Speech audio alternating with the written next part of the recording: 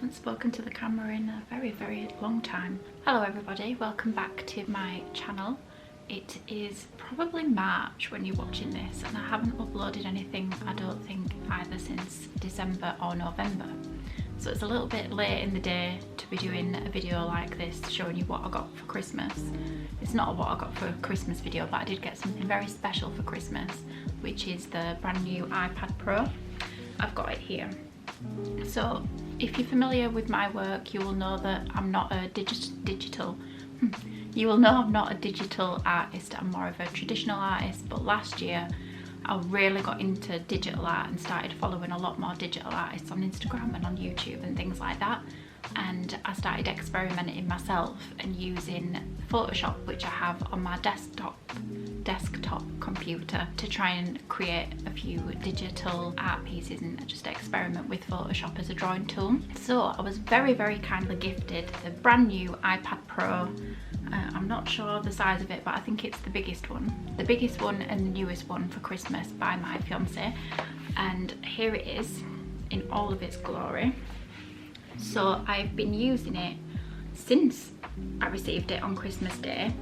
I've created, I think, 3 portraits and one drawing that you're going to see in this video, which I made really detailed so I could get to know Procreate a little bit better before I did any sort of review. So I've written a pro con list here in my notebook, and I thought I would go through some of the pros and some of the cons for using an iPad as a drawing tool. If you see me looking down, it's because I'm using my notes. So one of the main problems that I have when I'm creating a portrait, for instance, is having my reference at the right point so that I can look at my artwork and I can look at my reference and see the same thing all the time. But on the iPad, you can have the reference on screen all the time and you can zoom in and out, and when it's recording the footage, because it does record everything, it cuts that reference out, so it just makes it so easy to have the reference flat at exactly the same point as where your artwork is. So that has been a massive game changer for me and something that I'm really not looking forward to going back to with traditional art. The second amazing thing about using this is probably just the same for digital art across the board, not just for the iPad, but having all of the colours available all the time is something that is really invaluable. It could be seen as a con also, because it can be a little bit intimidating to have all of the colours there and not have a really limited palette. But for somebody like me who likes to collect art supplies and have all of the different tones and values available all the time, and when you mix in paint, I like to have all the paints and all the different values on the palette all at the same time so I can dip in and out. So having all of the colours available all the time is an amazing pro. It's kind of like you've got all of the oil paints, all of the acrylics, all of the pencils, all the pens, everything all in one place. So that's amazing. Something else that really holds me back with traditional art is setting up. Often I'll be working on a few different things at a time, so I'll have to have a few different setups, in which consumes a lot of space and creates a lot of mess. But with the iPad, you don't have to have any setup at all, because your pencil is just attached to the side and that's all you need. You don't need different brushes, different size brushes, you don't need any brush cleaner, you don't need a pencil sharpener, you don't need anywhere to put your pencil sharpenings. It's just so clean and so easy to just pick it up and get started and pack it away at the end of the day. You just stick it on charge and that's all the cleanup that you've got to do. The only other thing that you have to do, I suppose, is to wipe the screen clean. I'm struggling to find something to use. I don't want to damage the screen. I don't know how delicate it is, so if anybody knows a good way to clean the iPad screen, because it gets a lot of fingerprint marks on it. I've just been using microfiber cloth at the moment, but it's not quite doing the job, so any suggestions would be gratefully accepted. So at the end of last year, I pulled a muscle in my rib, but I can't really show you. It's right under here, which is one of the reasons why you didn't see very much artwork from me over that time period over Christmas, because the doctor thought that it was from working over the desk so much. One of the amazing things about the iPad is that you don't have to sit at a desk and be leant over a desk in that position that's going to create any sort of gosh, I can't think of the name now. When you've been in the same position for too long and it creates an injury. I can't remember what the name is, but I'll put it on the screen. So with the iPad, that meant when I got that I could work anywhere. I could work at the desk, I can work at the kitchen table, I can work on the sofa, and I can work in bed, which just means that my body's in slightly different positions all the time. And specifically for me, it means that I'm not leaning over this rib all the time. I can, you know, lean back on the sofa like that and put my body into a different position and not be pulling the same muscles. So that's been a real pro for me. One thing that's really difficult, that I find really difficult making time-lapse drawings, so I'm going to put this pen down because it's so ugly. In the traditional sense, I feel like I'm not able to move the paper so that it's comfortable for me to draw. Because with drawing, it's a lot of it's not moving your finger, it's moving your arm. So you've got to keep moving the paper to get, you know, like a really nice stroke. So every time you move the paper, I always felt like I had to move the camera. And with the iPad, you can move the paper around and the time lapse will stay in the same place. So that's brilliant. The iPad actually films a time lapse for you as you're working, and you can export that. It already speeds it up a certain amount. I'm not quite sure how they do that. I think it's per stroke, so it's not just when the iPad's open and you've got Procreate open on whatever the project is. I think it's per stroke, so it just records your movements rather than your movements like in real time. And the amazing thing about that is that it records it flat, whereas traditional artwork, it's very difficult. I've never managed to do it, to get that perfect overhead recording with the lighting at the perfect angle so that you don't get any glare and you don't get my head in it and you don't see like things that are very visually attractive to look at, I suppose, in the background. And it also takes the reference out of the picture and it just creates a really nice clean time lapse.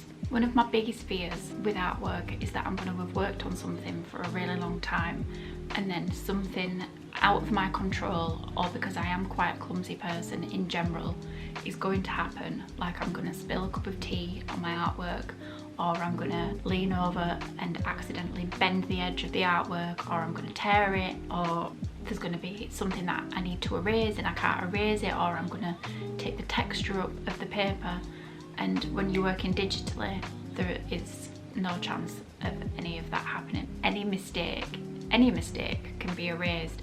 And I think from the artwork that I've created already, just knowing that if something happens, like I'm using the wrong brush or whatever, the wrong colour, just knowing that I can erase it, having that fear of not being able to correct a mistake lifted, means that I actually work faster and make less mistakes because I'm less nervous. Does that make sense? Something else that I've found within that same realm of like the fear being lifted is often I will think, when I'm using a reference photo, I'll think, oh, I can see this colour there, but is it really there? Are my eyes just playing a trick on me? Or I think, oh, it'll look good if I put this there, but will it actually look good? I'm not sure, am I going to ruin it? And just having that fear lifted, it just releases so much pressure because you know you can delete it if you want to.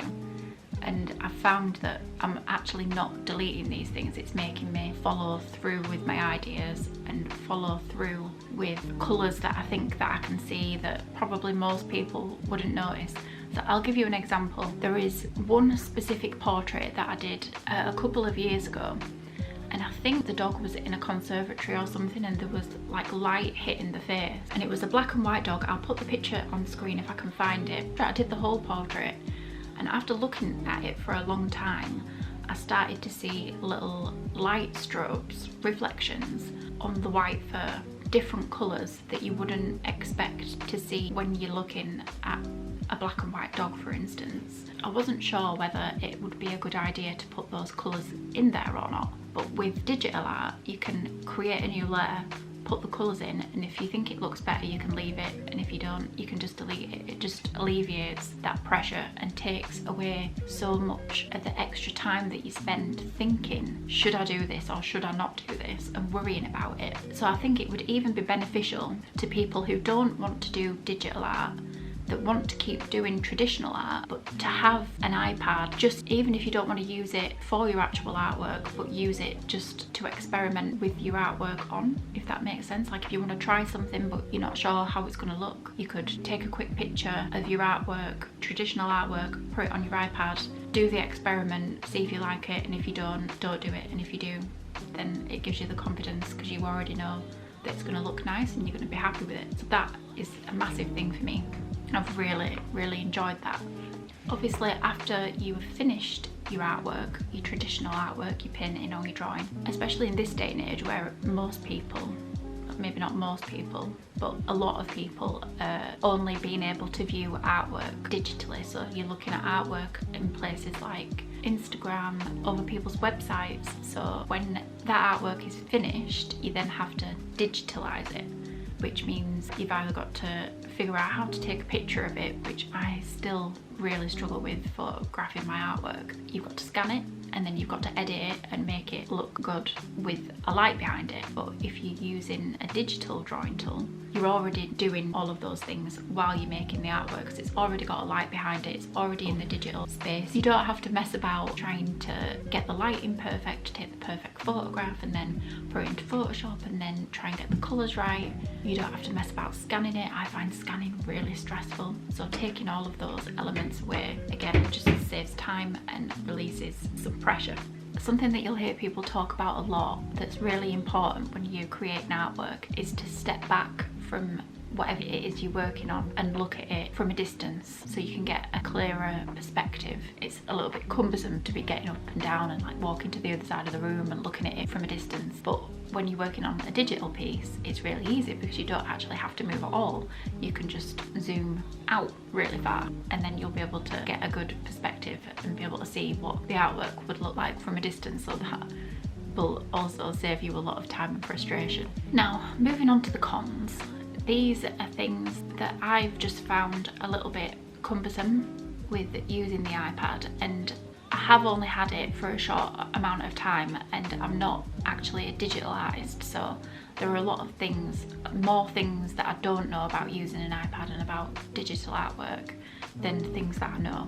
So in this list there may be things that are easy to correct that I just don't know. So if you do know the answer to these problems that I'm having, then please do let me know, because I would love to learn.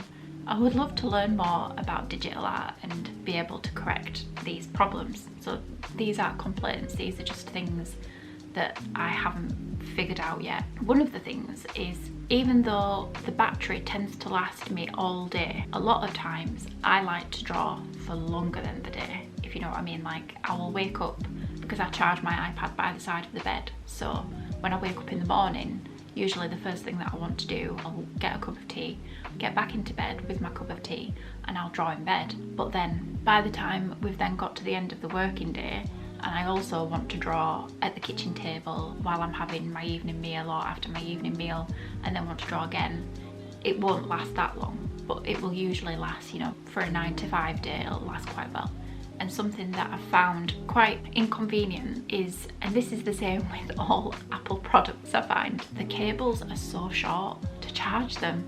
So if you're charging, say if I'm sat here, the drawing that you're watching, by the way, I did it here, and my plug socket is down there. So this side of the sofa here, the cable won't reach all the way over for me to be able to draw on it. It would only reach so that it could sit here, which renders it useless while it's charging for me, because it is just something that I use to draw on. It's just a drawing thing, so if it gets a low battery, there isn't really anywhere that I can use it and charge it at the same time. I don't know if I'm just a little bit spoiled with the phone that I've got. I'm using, I think it's the Huawei Mate 20 Pro, and the charging on that is so fast. So that's what I'm used to when it comes to charging like a portable device. I think my Huawei can fully charge in like 20 minutes or half an hour. After plugging this into charge for the first time, because I was so used to how fast my phone charges, that was really disappointing. It took a long time. I'm not sure. I'll find out and I'll put it on the screen and let you know how long it takes to charge from 0 to 100.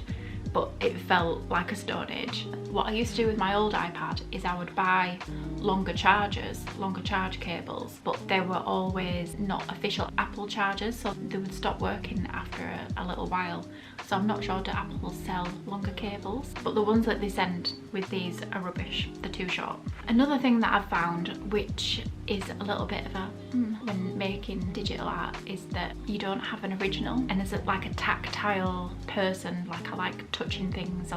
I love having something physical and that sense of achievement when you've worked really hard on something for a long time. Having something physical that you can touch and like physically give to somebody is a little bit lost.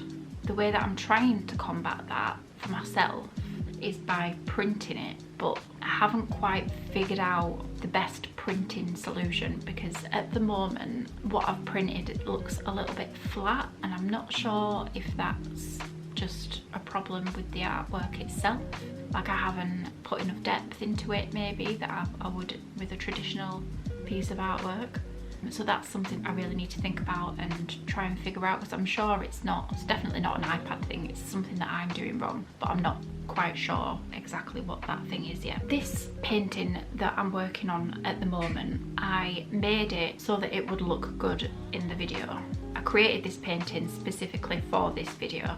When you open up Procreate, you have to tell Procreate what size painting you're working on, and it gives you all these options that are like normal sizes, I suppose, like A4, 8x10, do you want to make a square painting? And it was just a weird thing to get my head around, because every single thing that I've been working on, to me when I look at it, it's all the same size. But when this video goes up and you see that painting, you could be watching that on a really big TV. And I know that I don't anymore, but I used to, because I don't have a living room anymore. But I always watched YouTube videos on my big screen TV. But when I'm drawing this painting, I'm drawing it on a small, I think this is like, it's either 10 or 11 inches. So trying to predict what that's gonna look like on a really big screen, am I making any sense? Is quite difficult. But when you're working on something in actual size, you know what it's going to look like, because you're looking at it in the actual size. I don't know if I'm making any sense, but basically I won't know until I've already done this video if this painting actually looks good at that size or not. But what I think is really important, and this is something that I keep finding that I'm forgetting to do, is to really zoom in and make sure that all of those little bits are connected and like blended and look really good, really zoomed in, which I wouldn't be able to do with a physical traditional piece of artwork. But it's really important, and it's really easy to skip over it, because you're looking at your artwork usually zoomed out. So the ability to zoom in and out is like a pro and a con. It would be helpful, and I think you can do this, but I just haven't figured it out yet. I think you can like hook your iPad up so that it displays on a bigger screen so that you can see it larger all the time. That's something that I need to figure out how to do, because I think that'd be really handy. In the settings menu for the pencil, there's an option to draw only with the iPad pencil, which I've ticked. So for me, in theory, when I'm in Procreate, my finger shouldn't work like on the canvas, but it does, and this catches me out all the time. So say like when I'm zooming in and out, which I do a lot, or when I'm turning the canvas, my finger will leave like a dot or a stripe randomly, and more often than not I do see it and I'm able to delete it or step back, but there's a lot of times that I don't see it. And because I'm working at the moment on paintings that have a lot of layers, and a lot of the time I will leave a little mark on something and I won't know what layer it's on. So when you're watching the time lapse, if you see the layers like turning on and off in sequence, that's because I'm trying to find the layer that I've left a little mark on that I need to delete. So that's kind of annoying, but I'm sure there's a way to fix that, like with some sort of pressure sensitivity or something maybe. I haven't figured it out, but that's something that I haven't been able to correct yet with the iPad. So if anybody knows how to make it stop doing that, I would love to know. Another thing with, while we're on the subject of layers, is that I think you can only go up to something like 64 layers, which does sound like quite a lot, but when you're working on something that's really detailed, like this painting that I'm showing you right now, where it's like a full room and a full portrait and a full body and loads of little knickknacks, I would really appreciate having a lot more layers, because I found that I had to flatten a lot of, like combine a lot of layers, merge the layers down, whereas I would have preferred to keep them separate just in case I wanted to adjust, you know, a colour or something slightly. So that is a little bit of a con, that there isn't as many layers. But that could also be because I'm doing the painting in 4K. I'm not sure if you get less layers if you're painting in 4K or not. But I know with Photoshop, you can have a lot more layers when you're drawing in Photoshop. So maybe with an update or something, they might make it so that you can have more layers. I would really like that personally. On the subject of time-lapse videos, whilst filming the actual drawing is so easy, and it's not even easy, it's just completely effortless because the iPad does all the work for you. There are a lot of wonderful things about seeing the time-lapse, like from a viewer's perspective, seeing somebody doing a drawing that's taken away that you can't get with the way that the iPad draws it. And one of the main things I've found, and it's because of how detailed this painting in particular was with all the tiny little details in the background. When I watched the time-lapse back, there were a lot of times where it looks like I'm not doing anything because I'm changing things that are so small, and it's hard to follow where I'm drawing because you can't see my hand or see my pencil. So I don't know what you prefer. What would you prefer to see? Do you prefer to see a slightly clunkier physical time-lapse, like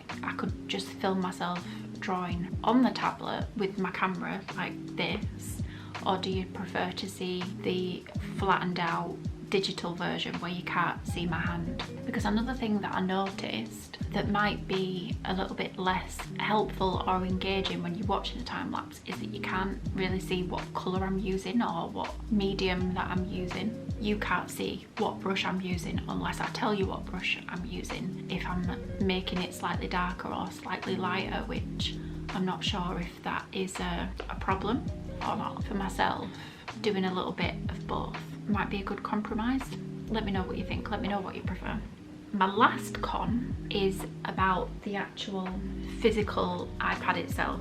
One, it is quite heavy. I mean, it's a lot heavier than any drawing pad that I've ever had, but I think that's mostly due to the case. So the case that I'm using is, I think it's just from Amazon, it's not an official case. But even without the case, the pencil is not very secure on the side. And what is interesting to me as a girl who loves journals, every time I've had a journal, there usually is a little pen loop on the side that you can slot your pen into so your pen doesn't get lost. Where the iPad, it has a magnetic strip, I suppose, on the inside of one of the sides, and the pencil just snaps to it. So we're in lockdown at the moment. I haven't taken the iPad out of the house at all, and I have lost this pencil at least 3 or 4 times just in a couple of months, just within the house, where I will have picked it up or put it down and something's brushed against it and it's knocked the pencil off. And because it's white, my house has a lot of white furniture. All my desks are white, my bedding's white, my rugs are white. It's really easy to lose. So I think it would, even though it's not as aesthetically pleasing, it would be much more helpful to have a little rubber band or something that really keeps the pencil secure, because they're very, very expensive. So the pencil's really expensive, and if you were to lose it out and about, and I know that a lot of artists who have bought the iPad have had to replace the pencil at least once because it's so easy to lose. So that's something that I'm quite frightened of. I'm frightened of taking it out, which is one of the reasons that I really wanted an iPad to begin with, because when coronavirus and lockdowns weren't a thing,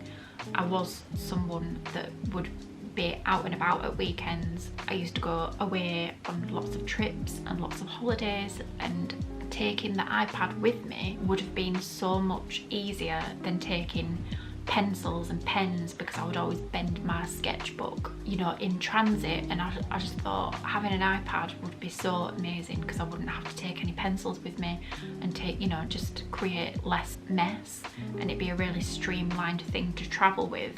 But now I don't think I would be confident taking the iPad with me with the pencil attached to the side, knowing how expensive it is to replace that one pencil would frighten me a lot. My last con, which is still on the same theme as the last one, is again about the pencil, and it's something that troubled me for like the first month.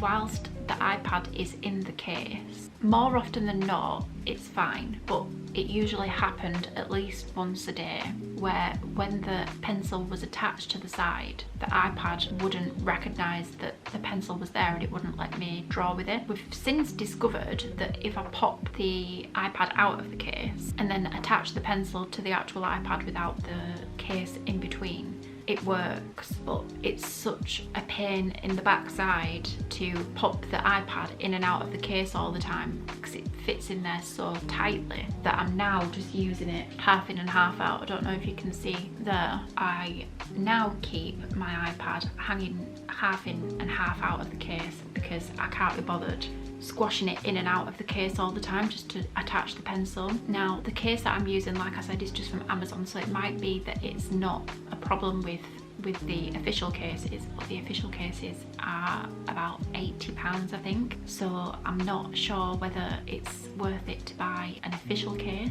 just to test that and see if that works. So if any of you have an iPad and a pencil and you've got an official case, does that happen to you? Does the iPad recognise that your pencil's there and working seamlessly, or does it disconnect even though it's connected? Do you know what I mean? Does that happen? This is something that I need to figure out because the whole point in having it in a case is to keep it safe, keep it from getting scratched, keep it from breaking, you know, just in case you drop it, not having that impact. But with it not being in the case all the time, it's not as secure as it could be, and because it's such an expensive piece of equipment, and it's not just expensive for me because I didn't buy it myself, but it's sentimental because somebody else bought it for me and because I waited for it for so long. I'm just so frightened of breaking it. I'm so frightened of losing the pencil, so that's something that, I really need to figure it out, especially with apparently lockdown rules are going to be easing soon, so hopefully, you know, like in summertime and springtime, maybe like going to cafes or going on little trips and stuff at the weekend. I'd really love to take my iPad with me because that's one of the main things that I bought it for, but I just don't feel confident that I'm not going to break it and I'm not going to lose the pencil. So please let me know if you know a way to fix that. So I hope you found that helpful. I hope you enjoyed seeing the painting. If you have any questions about the iPad, do let me know and I will do my best to try and answer them for you. I hope, because this obviously isn't an iPad Pro review, I'm not like a tech person at all. This is just me letting you know how I feel about the iPad after, what are we on now, February. Today is February the 25th, so it might be that you see this in February, otherwise it'll be March, but I've been using it for about 2 months. So after 2 months, these are the things that I found that are really great and have changed my art life forever, and these are also a couple of things that I found that are a little bit cumbersome. So yeah, I hope you enjoyed it. Thank you so much for watching and I'll see you again soon. Bye.